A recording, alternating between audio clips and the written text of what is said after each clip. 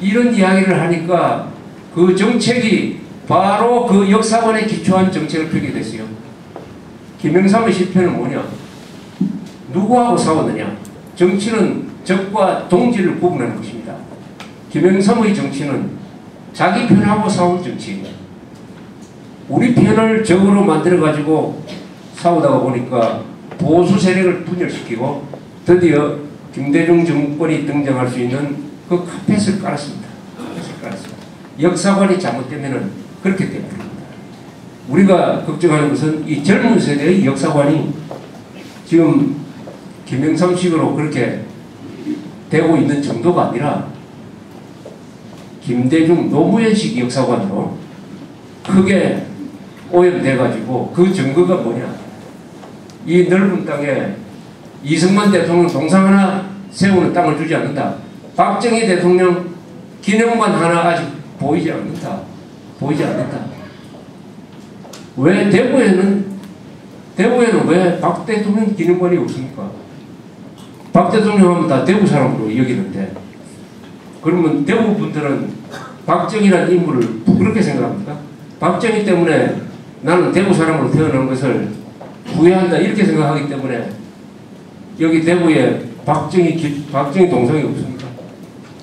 왜 대구 사범의 후신인 경북대학교 사범대학입니까? 거기에는 그 앞에는 왜 박정희 동상을 못 세웁니까? 동대구역 앞에 세워야 되는 거 아닙니까? 맞습니다. 맞습니다. 전두환 노태우 이 두 사람도 돌아가시면 동상 만들어야 됩니다. 전두환 노태우 역사에서 다 높게 평가받은 사람입니다. 일 열심히 했어요. 최소한 두 사람이 노무현 김대중식의 반대한민국적 반헌법적인 행동을 한 것은 별로 없습니다. 특히 반대한민국적인 행동을. 그렇다면은 이 대구 분들부터 대한민국 역사에 대해서 박정희, 전두환, 노태우로 이어지는 이 산업화 세력의 역사적 역할에 대해서 정당성의 확신을 가져야 됩니다. 이게 옳았다 하는 확신이 있어야 돼요. 내가 걸어온 길이 옳았다라고 생각을 해야지 대한민국이 걸어온 길, 내가 걸어온 길, 우리 집안이 걸어온 길이 잘못되었다고 생각하면 어떻게 됩니까? 그러면은 그 집안을, 그 국가를, 자신을 망치는 일을 하기 시작하죠. 망치는 일을 하기 시작합니다. 아무리 부자라도, 아무리 부잣집 아들이라도 이 사람이 조상에 대한 감사하는 마음이 없고 우리 아버지는 부패한 사람이다. 이렇게 생각을 한다면은 그 부자로 태어나도 그 사람은 정신적으로 자살하는 길로 가는 거예요. 자살하는 길로.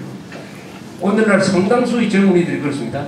이런 근사한 나라에서 태어나서도 자기 나라에 대한 자부심이 없고 오히려 나라를 망쳐놓은 김일성, 김정일을 더 좋아한다. 이렇게 되는 젊은이가 상당수가 있습니다. 그 젊은이는 또 그런 반역적이고 자살적인 이 역사관을 가지고 무장을 해요. 이론 무장을 해가지고 다른 사람을 설득하려고 합니다. 설득하려고. 이승만, 박정희는 나쁜 놈이었다. 김일성, 김정일은 그렇게 나쁜 사람이 아니다. 이런 식으로 설득을 해가지고 새끼를 막 쳐요. 지금 학계, 언론계, 국회에는 그런 자들이 주도권을 잡고 있습니다. 역사관이 거꾸로 쓴다. 인생관이 거꾸로 쓴다.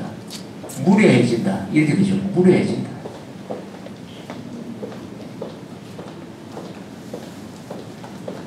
대한민국은 겉으로 보면 걱정이 하나도 없는 나라입니다. 지금 우리 살고 있는 이 눈으로 보이는 대한민국은 걱정이 없는 나라입니다. 길은 잘 뚫려 있고 공기는 점점 더 맑아지고 과일, 곡식은 점점 더 맛이 있어지고 경제 위기 때도 세계에서 가장 그것을 잘 극복을 하고 밤에 어떤 도시도 별 걱정 없이 외출할 수 있습니다. 강도당할 염려 별로 없죠. 이런 나라 세계에서 별로 없습니다. 조직 폭력배라든지 마약하는 사람들이 별로 없어요. 별로 없어요. 멕시코란 나라가 있습니다. 멕시코란 나라. 거기는 조직 폭력배들끼리 마약 거래를 하면서 자기들끼리 전쟁을 합니다. 전쟁을. 그리고 단속하는 경찰관을 죽여요. 1년에 6,000명이 죽습니다. 6,000명이 마약 전쟁으로 죽어요. 이런 나라가 있어요. 이런 나라가. 대한민국에 그런 게 있습니까? 그런데 눈에 안 보이는 부분에서 걱정이 태산 같죠. 눈에 안 보이는 부분에서. 정신력이 망가지고 있다. 대한민국의 정신이 망가지고 있다. 대통령부터 386 세대, 정교조 세대 할 것 없이 이 대한민국 전체가 이 정신이 망가지고 있다 하는 것을 증명하는 사건이 자주 일어나요. 자주 일어납니다. 오늘 또 신문을 딱 보니까 혈압이 올라갈 만한 뉴스가 하나 있어요. 베트남 정부가 한국 정부에 항의를 했다요. 보훈처에서 월남 참전 용사들, 여기 가면 월남 참전 용사들 계실 것 같은데, 월남 참전 용사들한테 보상을 해주기로 하면서 월남 참전, 세계의 평화를 지키기 위해서 월남에 참전한 분들한테 국가가 보상을 한다. 이런 문항에 대해서 반발을 하고 그것을 삭제하라고 요구를 했답니다. 삭제하라고. 월남 참전이 왜 세계의 평화를 보장했느냐. 그걸 좀 빼라고 했대요. 이거는 이런 명백한 내정 간섭입니다. 그러면은 제대로 된 정부 같으면 무슨 개소리 하느냐고. 그럼 우리가 법안 만들 때 너한테 가서 결재받고 하느냐 하고 화를 내야 될 텐데 외무장관이 가서 사과하고 그렇게 하겠다고 했어요. 그렇게 하겠다고 했어요. 이게 좀 역사가 있어요. 김대중 정부 때 베트남 대통령이 왔는데 대통령이 요구도 하지 않았는데 김대중 씨가 그 사람한테 우리가 월남에 참전해가지고 월남 사람들한테 여러 가지 고통을 주었다라고 사과를 했습니다.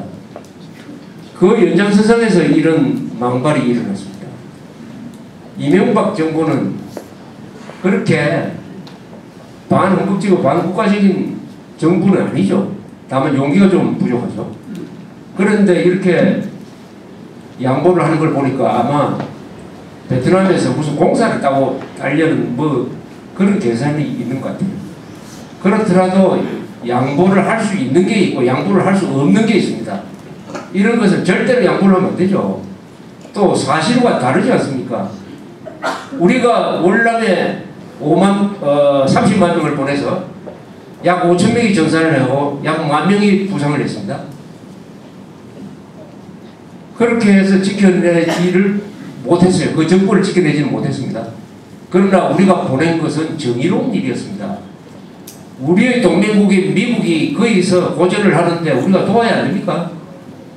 우리가 안 도우면은 한국에 있던 이계사단을 다 빼서 가려고 하는데 우리가 이계사단을 보내줘야지.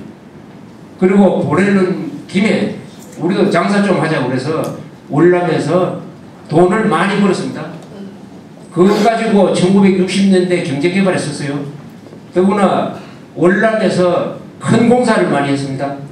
그 실력을 가지고 1970년대에 석유 파동이 일어나니까 그 건설회사들이 중동으로 갔어요. 중동으로. 월남에서 컸기 때문에 월남에서 큰 공사를 해봤기 때문에 중동에 갈 수가 있었습니다. 월남 파병은 국익을 위해서 국가 안보를 위해서 많은 일을 했고 정의로운 일이었습니다. 자유를 지키기 위해서 우리가 싸운 것입니다. 그때